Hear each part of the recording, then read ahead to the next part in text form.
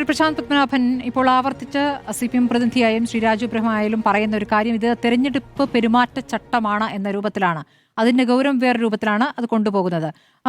അത് ആ നിലയ്ക്ക് നിൽക്കാനുള്ള എത്രത്തോളം സാധ്യതയുണ്ട് എന്ന് അങ്ങേക്ക് പറയാനാകുമോ? അതോടൊപ്പം തന്നെ ഇപ്പോൾ പോലീസ് നൽകിയിരിക്കുന്ന പരാതി, അതിന്റെ മുന്നോട്ട് പോക്ക് എങ്ങനെയായിരിക്കും? തെരഞ്ഞെടുപ്പ് ചട്ടത്തിൻ്റെ യാതൊരു ലംഘനവുമില്ല. ജനപ്രാതിനിധ്യ നിയമത്തിൽ സെക്ഷൻ 123(3) പറയുന്നത് ഒരു കാൻഡിഡേറ്റ് പോയിട്ട് അദ്ദേഹത്തിൻ്റെ റിലീജിയൻ പറഞ്ഞ് വോട്ട് പിടിക്കുകയാണെങ്കിൽ അത് ജനപ്രാതിനിധ്യ നിയമത്തിന് ഒരു കറപ്റ്റ് പ്രാക്ടീസാണ്. അത് അദ്ദേഹത്തിൻ്റെ ഇലക്ഷൻ ചാലഞ്ച് ചെയ്യാനുള്ളൊരു ഗ്രൗണ്ടാണ്. സുപ്രീം കോടതി അഭിരാം സിംഗ് വേഴ്സസ് CD കൊമ്മച്ചൻ എന്ന് പറയുന്ന കേസിൽ പറഞ്ഞത് അവിടുത്തെ ജനങ്ങളുടെ മതം പറഞ്ഞാലും മതം ജാതിയൊക്കെ പറഞ്ഞാലും അത് പറഞ്ഞ് വോട്ട് പിടിക്കുകയാണെങ്കിലും അത് ഈ കറപ്റ്റ് പ്രാക്ടീസ് ആകും.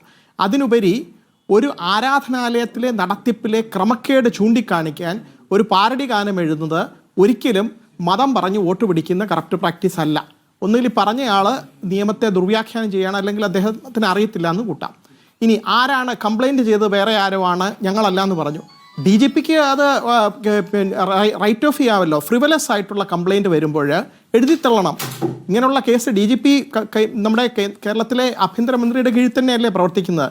അദ്ദേഹത്തിന് ഇങ്ങനെ കള്ളക്കേസുകൾ വരുമ്പോൾ, അർത്ഥമില്ലാത്ത കേസുകൾ വരുമ്പോൾ എഴുതിത്തള്ളാനുള്ള അധികാരമുണ്ട്. അതിൽ എന്ത് എൻക്വയറിയാണ് ഓർഡർ ചെയ്യുന്നത്? ഇവിടുത്തെ പൗരാവകാശം എന്ന് പറയുന്നത് ഗവൺമെൻറ്റിൻ്റെ ദാനമേ അല്ല.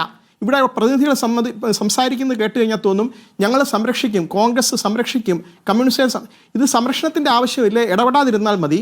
ആളുകൾക്ക് അഭിപ്രായ സ്വാതന്ത്ര്യമുണ്ട്, ഭരണഘടന തന്നിരിക്കുന്ന സ്വാതന്ത്ര്യമാണ്, അത് സംരക്ഷിക്കാൻ ബാധ്യസ്ഥരാണ്. ഭരണഘടനയിൽ സത്യപ്രതിജ്ഞ ചെയ്ത് വന്ന മന്ത്രിമാരൊക്കെ അത് സംരക്ഷിക്കാൻ ബാധ്യസ്ഥരാണ്. കോടതിയിൽ പോയി കഴിഞ്ഞാൽ ഈ കേസ് ക്വാഷ് ചെയ്ത് വരും. അതാണ് അതിൻ്റെ നിയമത്തിലുള്ള ഇത് കേസ് നിലനിൽക്കുന്നതല്ല. ശരി, മഹേഷ് പണിക്കർ, ഇന്നുകൂടി ഇപ്പോൾ ഒരു അറസ്റ്റ് ഉണ്ടായിരിക്കുകയാണ്. ദേവസ്വം ബോർഡിലെ മുൻ ഉദ്യോഗസ്ഥൻ അറസ്റ്റിലായിട്ടുണ്ട്. അപ്പോൾ ഇതിനെ മുന്നോട്ട് പോക്കിന് എങ്ങനെയാണ് കാണുന്നത്? രമേശ് ചെന്നിത്തല നൽകിയ SITക്ക് നൽകിയ മൊഴിയുടെ അടിസ്ഥാനത്തിൽ ഒരു വ്യവസായി, ആ വ്യവസായിയും അയാൾക്ക് കിട്ടിയ ചില വിവരങ്ങൾ SITക്ക് കൈമാറിയിരിക്കുന്നു. അപ്പോൾ ഇത് ഏത് തലത്തിലേക്ക് മാറുമെന്നാണ് അങ്ങ് കരുതുന്നത്? തീർച്ചയായിട്ടും രമേശ് ചെന്നിത്തല അദ്ദേഹം കൊടുത്തിരിക്കുന്ന സംഭവം എന്ന് വെച്ച് കഴിഞ്ഞാൽ ഇതിനകത്ത് ആന്റിക്കായിട്ട് കച്ചവടം നടന്നിരിക്കുന്നത് അവിടുത്തെ വാജിവാഹനം, കൊടിമരം, അഷ്ടദിക്പാലകര്, യോഗദണ്ഡ്, മണി, കമ്പവിളക്ക്, അങ്ങനെയുള്ള കുറെ കാര്യങ്ങളാണ് ആന്റിക് വാല്യൂ ഉള്ളത്. ഈ സ്വർണ്ണപ്പാളി എന്ന് പറയുന്ന സംഭവം 1998 27 വർഷം മുമ്പ് വിജയ് മല്യ ചെയ്ത ഈ മാർച്ച് 2019 ഈ പറഞ്ഞ മാർച്ച് മാസം 11 തീയതി മുതൽ തുടങ്ങി സെപ്റ്റംബർ വരെ വെച്ച 3 പ്രാവശ്യമായിട്ട് ഇവർ വെച്ചിരിക്കുന്ന സംഭവങ്ങൾ അത് അതിന്റെ വിശ്വാസ കൊള്ളയാണ്, മറ്റേത് ആന്റി കൊള്ളയാണ്. അപ്പം ഇത് മേളിലോട്ട് കയറിയിട്ടുണ്ട്. എന്തായാലും ഇന്നത്തെ ഒരു അറസ്റ്റ് കൂടെ ഉണ്ട്. ഇനിയിപ്പോ ബാക്കി അറസ്റ്റുകളൊക്കെ ഉടനെ ഉണ്ടാവും. എല്ലാ കാര്യങ്ങളും അതിന്റെ രീതിയിൽ തന്നെ പോകും. നല്ല രീതിയിലാണ് അന്വേഷണം പോകുന്നത് തന്നെയാണ് എന്റെ വിശ്വാസം. കാര്യം അതിന്റെ വ്യക്തമായ തെളിവാണ് ഈ വാസുവൊക്കെ വിലങ്ങ് വെച്ച് കോടതിയിലോട്ട് വന്നത്. ഇപ്പൊ ഭരണത്തിന്റെ ഒരു തണലൊക്കെ ഉണ്ട്, ഒരിക്കലും വിലങ്ങ് വെച്ചൊന്നും ആരും അങ്ങനെ വരത്തില്ല.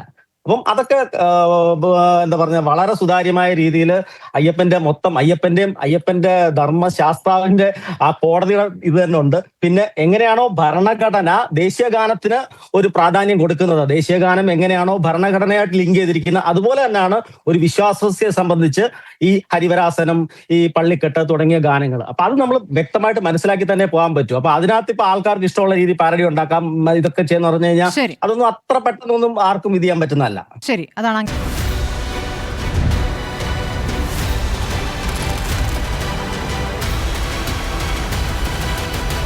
ഡിബേറ്റ് വിത്ത് സ്മൃതി പരുത്തിക്കാട്.